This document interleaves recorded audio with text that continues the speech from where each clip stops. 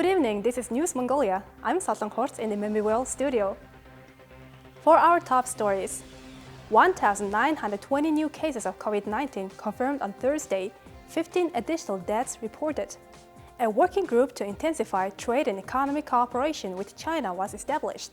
Children's Folk Art Festival was held in Stockholm. For other news, stay tuned.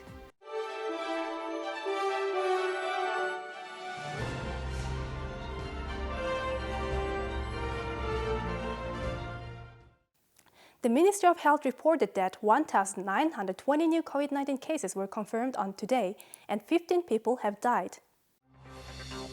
The Ministry of Health today on October 14 has reported that 1,920 new COVID-19 cases were detected in the past 24 hours after tests were carried out at PCR laboratories across the country. And 6,085 patients who were being treated recovered within the past 24 hours. Unfortunately, 15 people died due to COVID-19 complications. All new cases are of domestic transmission, 1,053 out of which were confirmed in Ulaanbaatar, and the remaining 867 were confirmed in the provinces. 19,574 COVID-19 patients are being treated at hospitals nationwide. Additionally, 56,060 patients are being treated at home. Among the 19,574 COVID-19 patients being treated at hospitals nationwide, 10,177 are showing mild symptoms of illness and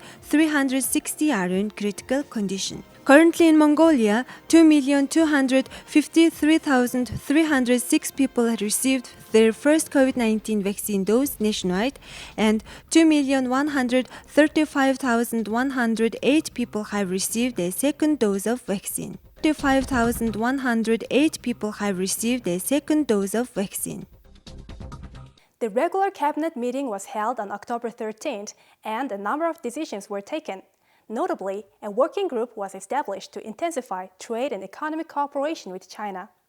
The Prime Minister of Mongolia, Oyo Erten, held a virtual meeting with the Prime Minister of the People's Republic of China, Li Keqiang, on October 12. The outcome of the meeting was further discussed during the government session, and it was decided to establish a working group that will intensify Mongolia-China trade cooperation.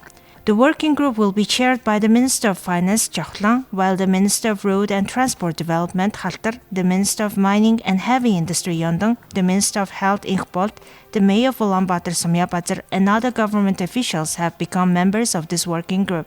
Chidren, chairman of the working group and Minister of Finance, was instructed to report back on the progress and results of the working group to the regular cabinet meeting on a monthly basis.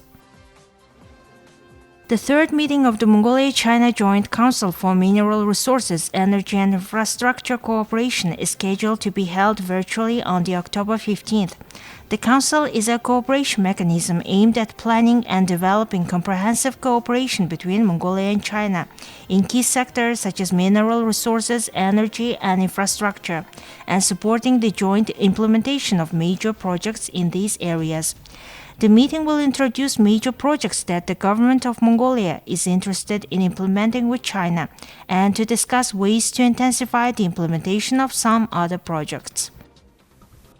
The Minister of Finance, Chidren, briefed cabinet members on the economic recovery policy. A draft law on accelerating economic recovery has been developed. The draft will not only create a more favorable legal environment to speed up government services, but also intends to increase exports, intensify substituting imports by national production, and increase Mongolia's budget revenues. Now let's take a look at the report from MNB special reporter in Sweden, Altarishik. A children's folk art festival was held in Stockholm. The festival, which celebrated its 10th anniversary, was successfully organized by the Tuxbilligt Mongolian Language Center. The festival was co-organized and supported by the Embassy of Mongolia in the Kingdom of Sweden. About 70 talented children competed in 4 categories at the Perfect Mongolia Folk Art Festival, and the winners of the Grand Prix were announced. Girle Cultural Envoy of Mongolia to Germany and head of the Mongolian Steppe Agency, Sanjajau, a lecturer at the Franz Schubert Conservatory of Music in Vienna, Austria, were invited to judge the festival.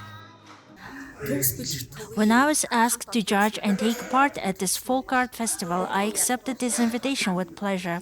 Children taking part at the festival are very familiar with Mongolian culture and traditions. As a cultural envoy of Mongolia, I hope similar festivals will be organized in other countries as well. I was happy to be a judge at this festival. I'm feeling proud that Mongolian children are learning about their traditions and cultural heritage. In addition, I want to congratulate the organizers with successfully staging this festival. Mongolian folk songs, Homi throat singing, and national music were performed at the festival. Winners of the festival and dance troops Happy Dance and Blue Mongolia were awarded the Grand Prix and Horsehead Fiddles. The Perfect Mongolia Festival is set to expand from next year and to be organized in 2023 in Germany under the name of Euro 2023. Now let's take a look at the currency exchange rates provided by Mongol Bank.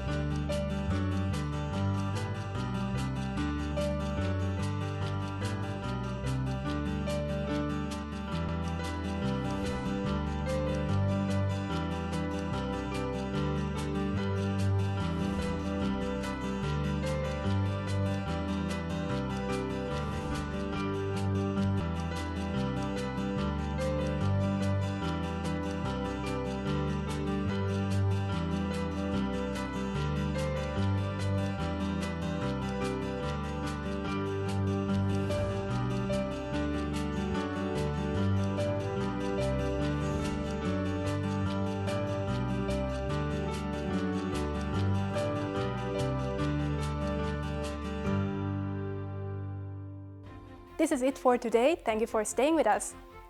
We'll see you tomorrow with more news and updates. Have a nice evening. Goodbye.